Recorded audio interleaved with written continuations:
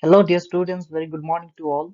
Welcome to this video where I'm going to discuss about, how to give a context to a news reporting. So as a news reporter or as a journalist, you need to understand, different ways of giving context to the news reporting.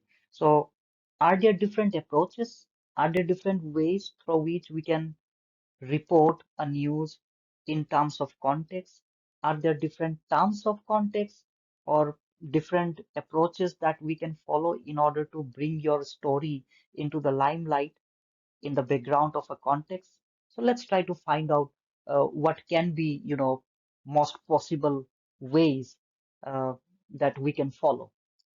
So in terms of the context, there can be two different types of reporting. So one of them is episodic reporting.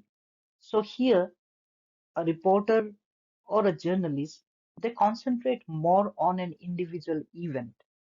So it is more limited kind of reporting where you don't have to bring up the larger picture of that incident.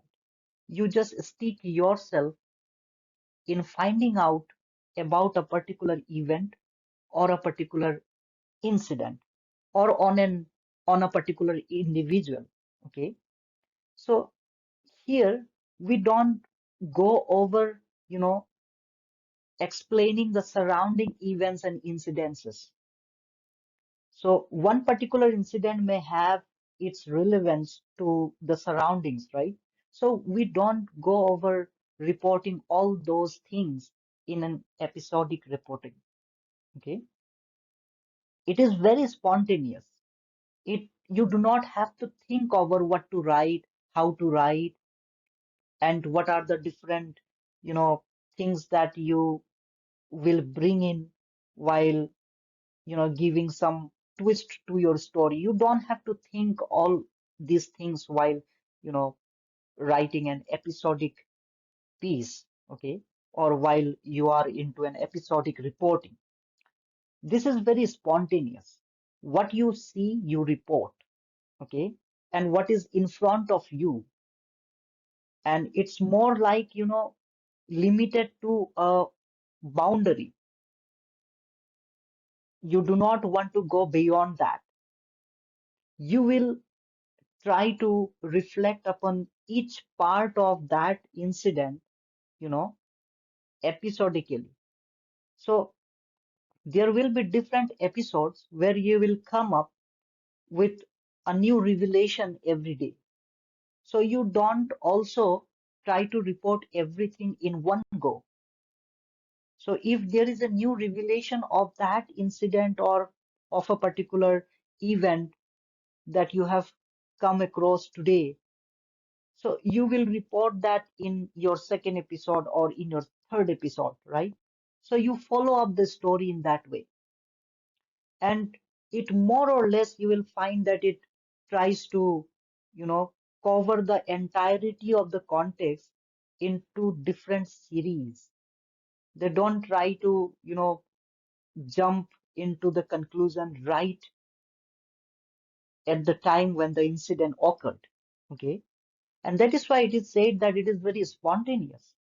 You just have to listen to and you just have to look at what is before you and what you are listening to right now at this moment. Okay. But these are also very chronological. Generally, what happens when we use the term spontaneous? So, spontaneity, they don't have order. They can go, you know, in any direction. They can mess up. Your thoughts may get, entangled and you may be confused to write which thought first and which thought later. But when we are discussing of bringing context through an episodic reporting, the spontaneity is about the immediate context, what you have seen, the immediate context, what you can, create a sense of belongingness to that area or to that incident. Okay. And that is why it is not messed up. You do not have so much of thoughts, you know, hovering around you. You have one particular incident, there is a subject, there is a cause and effect. So you just look at all these things and then you report it. Okay. And you follow up the story the next day or day after, tomorrow, say. Okay. And or say after 1 week or after second week, you come up with some new revelation which takes you to a different location connected to that particular incident. And then you follow up that story in your second episode.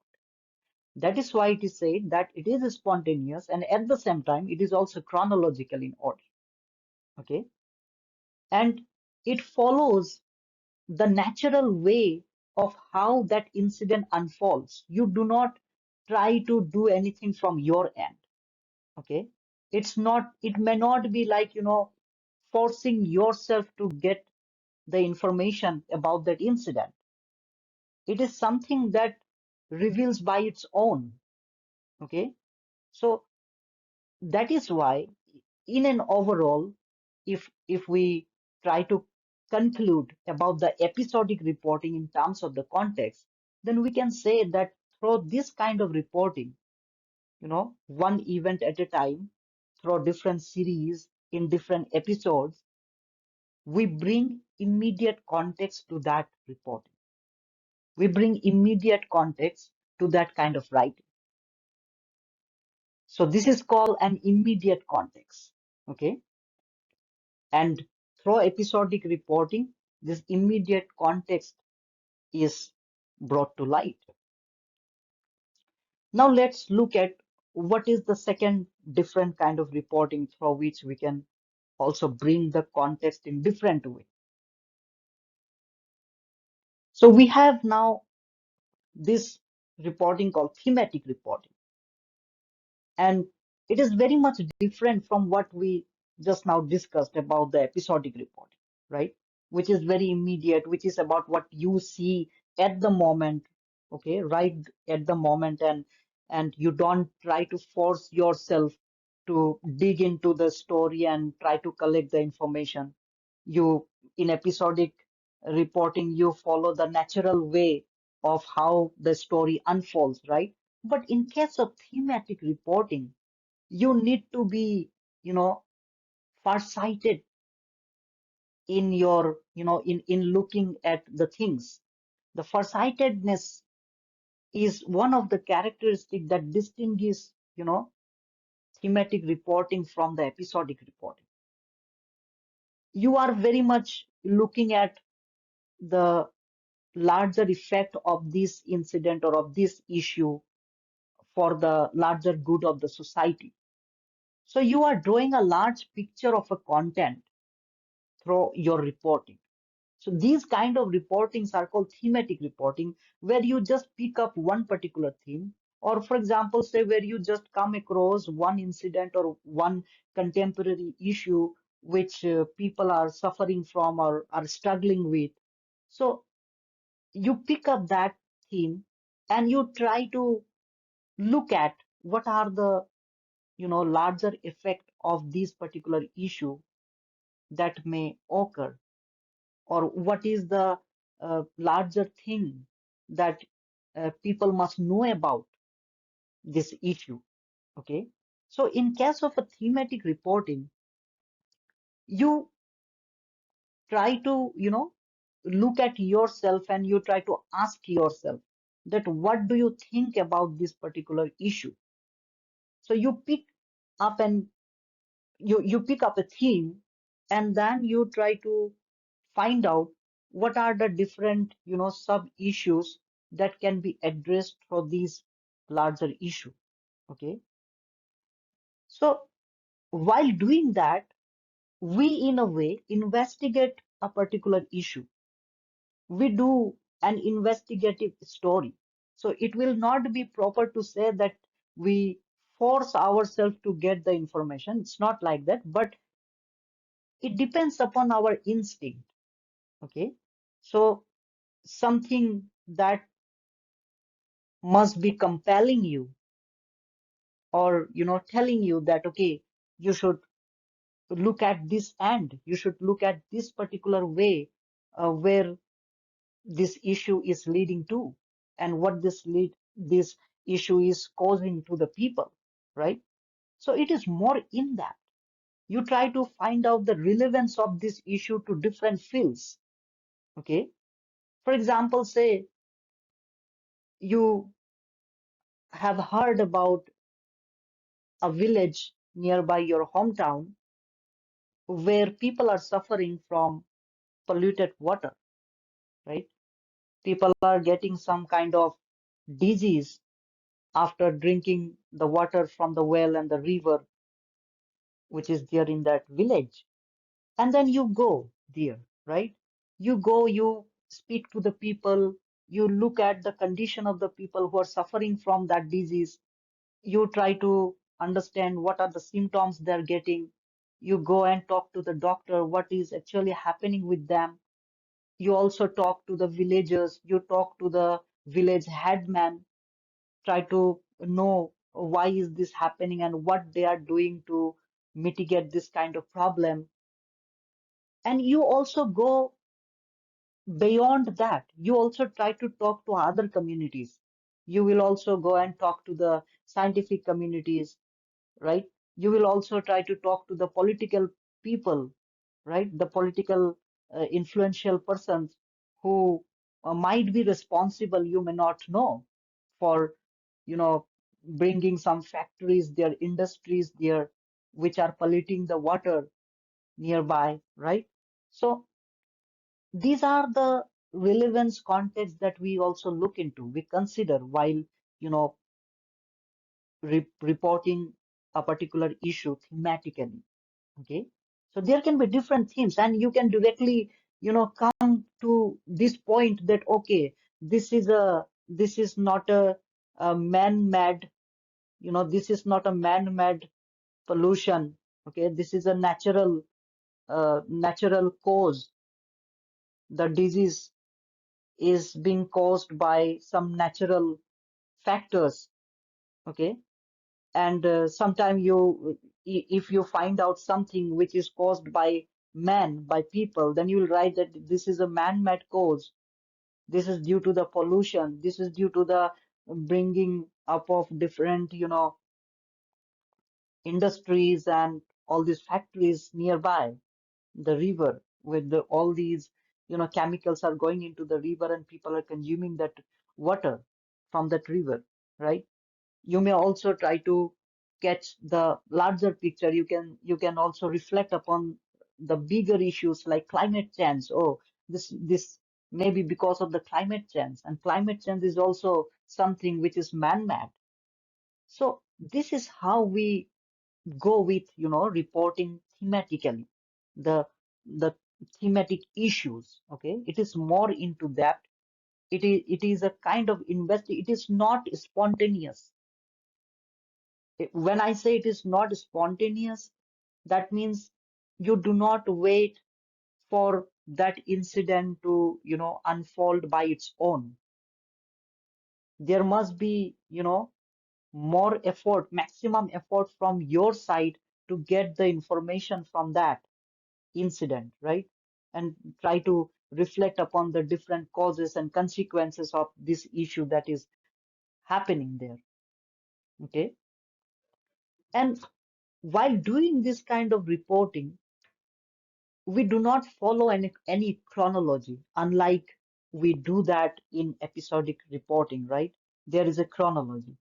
You wait for something to get unfold, and, one by one, episode by episode, series by series, we look at, or we follow up the story. So in thematic kind of reporting, you have a very little scope of following up the story. You can, well, you can cover up, or you can just, end up a thematic reporting in one particular report also. So that may be there is also a difference of the length of the report. You will see one more difference, or you will find that one important point, that draws a line of difference between episodic and thematic reporting is the length of the report. The episodic reporting, as they are very immediate and as they bring into light the very immediate context, they may not be longer, they are shorter. Okay. They may be 250 to 300 words or 300 to 350 words. But in case of the thematic reporting, it is something like a feature story kind of thing, right? Which can be lengthier even, which can be of 1200 words also. That story may go on like that, right? So there is no chronology in thematic reporting, and we do not stick ourselves to one particular, you know, idea. There can be various ideas, but the issue that we speak about is the larger issue, okay, that has an influence upon the society or that cause people, to suffer or say, that has the causal relationship between the people and the society, okay. So thematic reporting, it tries to bring into light the broader context. Okay, so this is the difference between the episodic reporting and the thematic reporting. So both of them bring into light different contexts. One brings into the very immediate context, and another talks about the larger picture, the broader context. So it may have different contexts. It may have political context, social context, cultural context, economical context, different contexts, right? But in the episodic reporting, the context may remain, limited to what actually happened in that particular incident in that period of time. Okay, it may not quickly jump into, different field, just try to get into different context. So, is this accident caused by the political factors? So we don't get ourselves, quickly jump into such kind of things while bringing into light the immediate context in the episodic reporting. Okay, so these are the different ways to bring into light different context in your news reporting. So I think for this video I'll end here. We have more to discuss on context and content.